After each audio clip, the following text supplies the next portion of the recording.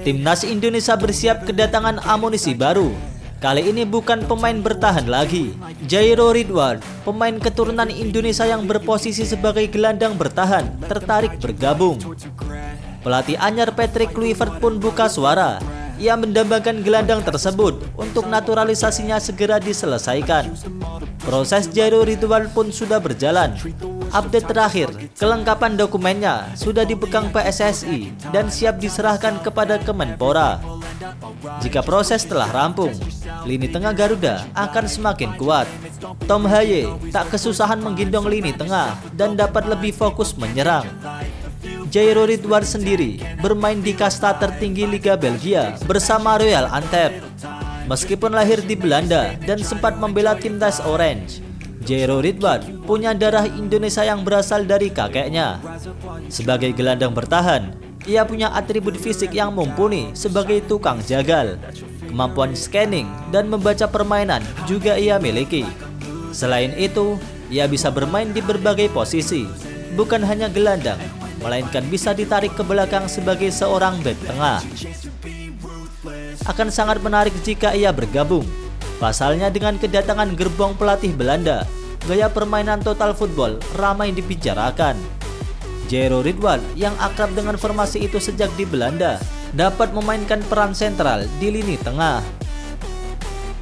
Kira-kira dengan datangnya Jairo Ridwan ke skuad Garuda, seperti apa formasi yang diinginkan Patrick Kluivert? They don't wanna see me make it, they don't wanna see me care. Anytime I make some progress, I can see that they compare. I think everyone's against me, maybe something in 4-2-3-1. Formasi ini nampaknya cocok untuk diterapkan. Gaya permainan akan lebih seimbang dengan gaya menyerang dan gaya bertahan. Berikut formasinya.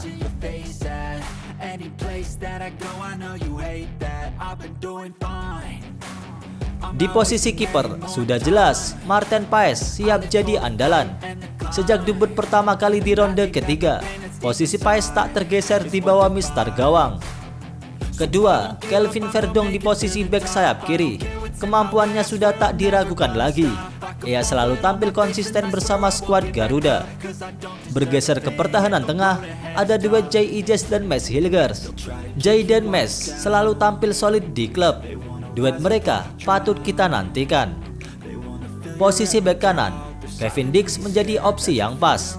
Kemampuannya membangun serangan dari bawah, crossingnya yang terukur dapat membahayakan gawang lawan. Ia juga layak menjadi eksekutor penalti timnas Indonesia. Bergerak maju ke lini tengah, skuad Garuda kedatangan amunisi baru. Jairo Ridwan siap menjadi gelandang jangkar yang memutus serangan lawan. Hadirnya Jairo berperan penting dalam tim dan menambal kelemahan skuad Garuda dari pertandingan-pertandingan sebelumnya. Lini tengah akan menjadi jantung dan motor serangan.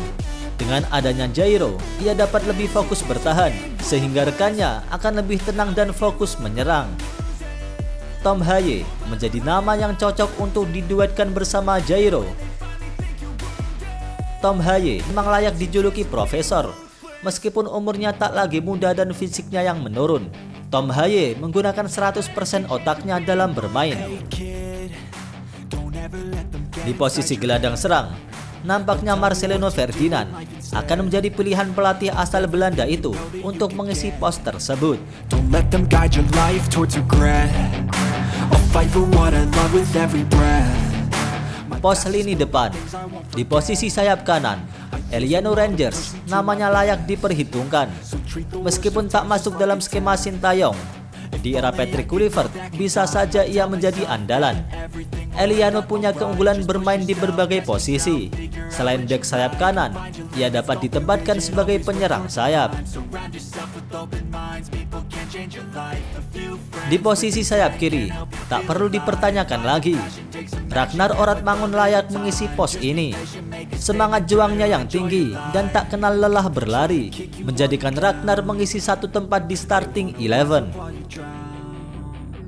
Di ujung tombak, nama yang satu ini menjadi nama yang dinanti-nantikan pendukung timnas Indonesia. Ole Romeni, debutnya paling banyak ditunggu. Kedatangannya dapat menambal sosok striker yang haus gol yang tak kunjung dimiliki skuad Garuda. Meskipun kepindahannya ke Oxford United belum mendapat menit bermain, Ollie Romney sudah teruji bersama FC Utrecht di Eredivisie. Selain bisa mengisi pos ujung tombak, Ollie Romney juga dapat bermain di posisi sayap kanan maupun sayap kiri. Ini dapat memberi banyak opsi bagi Patrick Kluivert untuk lini depan.